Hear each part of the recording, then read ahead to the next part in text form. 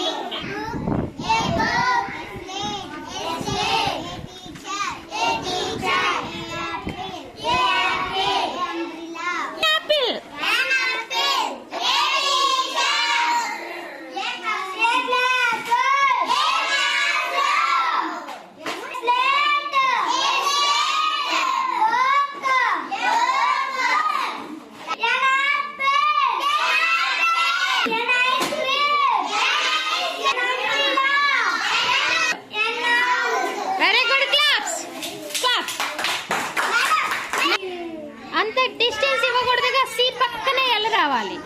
Clean చేయి, మళ్ళా C పక్కనే ఎల్ల రావాలి.